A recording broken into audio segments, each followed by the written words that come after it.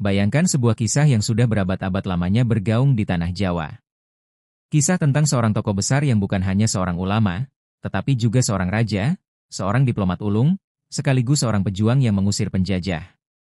Dialah Sunan Gunung Jati, atau yang juga dikenal dengan nama Syarif Hidayatullah. Namanya harum sebagai salah satu dari Wali Songo, para penyebar Islam di tanah Jawa.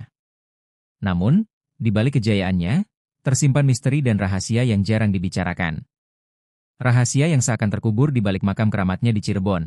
Rahasia yang terjalin dalam sejarah, legenda, hingga mitos yang dipercaya masyarakat hingga hari ini.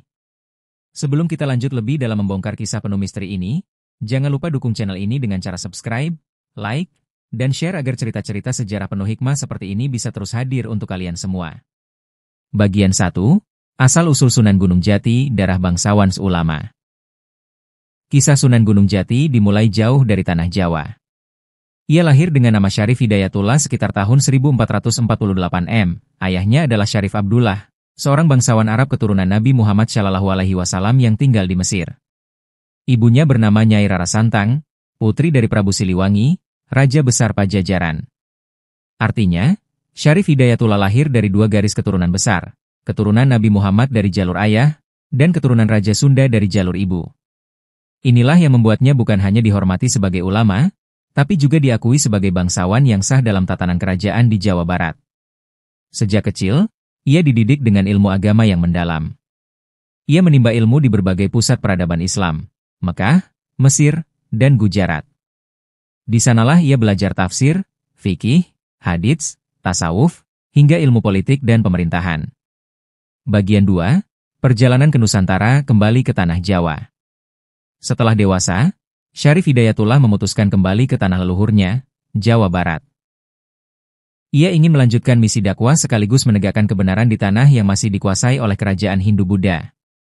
Saat itu, kerajaan Pajajaran di bawah Prabu Siliwangi masih kuat. Namun, kekuatan Islam mulai berkembang melalui Demak di Jawa Tengah, dan daerah pesisir seperti Cirebon serta Banten mulai dipengaruhi Islam.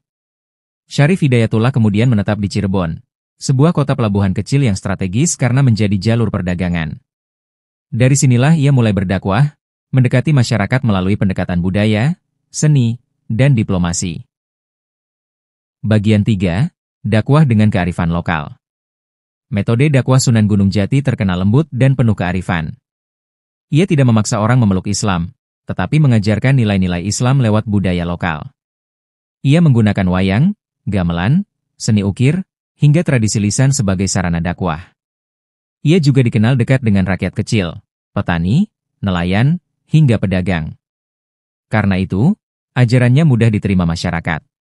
Salah satu peninggalannya adalah Masjid Agung Sang Cipta Rasa di Cirebon, yang hingga kini menjadi saksi bisu bagaimana Islam berkembang di Jawa Barat. Bagian 4. Sunan Gunung Jati jadi Raja Cirebon. Selain sebagai ulama, Sunan Gunung Jati juga menjadi penguasa politik.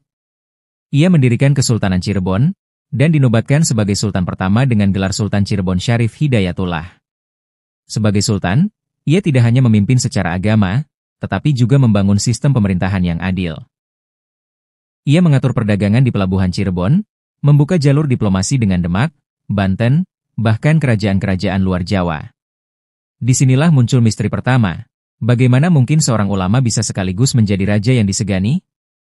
Jawabannya terletak pada darah bangsawan dan karisma spiritual yang ia miliki. Bagian 5. Mengusir Portugis dari Nusantara. Salah satu bagian paling heroik dari kisah Sunan Gunung Jati adalah ketika ia menghadapi bangsa Portugis. Pada abad ke-16, Portugis sudah menguasai Malaka dan mulai masuk ke Jawa. Mereka mencoba menguasai pelabuhan Cirebon dan Sunda Kelapa, Jakarta sekarang. Namun, Sunan Gunung Jati tidak tinggal diam. Ia bersama Fatahillah, Falatehan, menyerang Portugis di Sunda Kelapa pada tahun 1527. Hasilnya, Portugis berhasil diusir, dan Sunda Kelapa berganti nama menjadi Jayakarta yang kelak menjadi Jakarta. Peristiwa ini bukan hanya kemenangan militer, tapi juga kemenangan diplomasi Islam di Nusantara. Bagian 6. Hubungan dengan Banten dan Demak. Sunan Gunung Jati juga berperan penting dalam berdirinya Kesultanan Banten. Putranya, Hasanuddin, menjadi Sultan pertama Banten. Dengan demikian, Islam semakin menguat di wilayah Jawa Barat. Selain itu, ia juga menjalin hubungan erat dengan Kesultanan Demak, kerajaan Islam pertama di Jawa. Hubungan ini membuat dakwah Islam semakin solid di tanah Jawa. Bagian 7. Misteri perjalanan spiritual. Di balik kiprah politik dan dakwahnya, Sunan Gunung Jati juga dikenal sebagai sufi besar. Banyak kisah mistis yang melekat padanya. Konon, ia memiliki kesaktian seperti bisa berjalan sangat cepat, menghilang, hingga berkomunikasi dengan makhluk gaib. Sebagian masyarakat percaya, Sunan Gunung Jati memiliki ilmu yang diwariskan langsung dari para wali dan ulama besar di Timur Tengah. Misteri lain muncul ketika dikatakan bahwa Sunan Gunung Jati pernah pergi ke Tiongkok, bahkan menikah dengan putri dari negeri itu. Inilah yang membuat pengaruhnya tidak hanya di Jawa, tapi juga sampai ke Asia. Bagian 8. Makam Keramat Sunan Gunung Jati. Sunan Gunung Jati wafat sekitar tahun 1568 M dan dimakamkan di Gunung Sembung, Cirebon. Makamnya hingga kini menjadi tempat ziarah ribuan orang setiap harinya. Namun, di balik makam itu, banyak misteri tersembunyi. Hanya keturunan langsung yang boleh masuk ke ruangan inti makam. Banyak peninggalan pusaka yang konon memiliki kekuatan gaib. Ada mitos bahwa Sunan Gunung Jati tidak benar-benar wafat, melainkan hanya menghilang dan suatu saat akan kembali. Bagian 9. Warisan Sunan Gunung Jati. Warisan Sunan Gunung Jati tidak hanya berupa kesultanan atau masjid, tetapi juga ajaran hidup.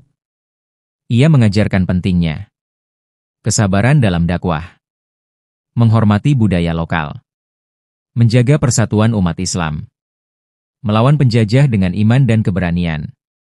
Hingga kini, ajarannya masih hidup di masyarakat Jawa Barat, terutama dalam tradisi ziarah, kesenian, dan budaya keagamaan. Bagian 10. Misteri yang belum terungkap. Ada beberapa misteri tentang Sunan Gunung Jati yang hingga kini belum terpecahkan. 1. Apakah benar ia menikah dengan ratusan istri, termasuk putri Tiongkok? 2. Benarkah ia masih hidup dalam dimensi lain, seperti kisah para wali abdal dalam tasawuf? 3. Apakah pusaka peninggalannya benar-benar memiliki kekuatan gaib? Pertanyaan-pertanyaan ini membuat Sunan Gunung Jati tidak hanya dikenal sebagai tokoh sejarah, tetapi juga tokoh spiritual yang penuh misteri. Penutup dan kesimpulan. Sunan Gunung Jati adalah figur luar biasa dalam sejarah Nusantara. Ia seorang ulama, raja, diplomat, sekaligus pejuang. Dari Cirebon hingga Banten, dari Sunda Kelapa hingga Tiongkok, jejaknya masih terasa hingga hari ini. Namun, di balik semua kejayaan itu, selalu ada misteri yang membungkusnya.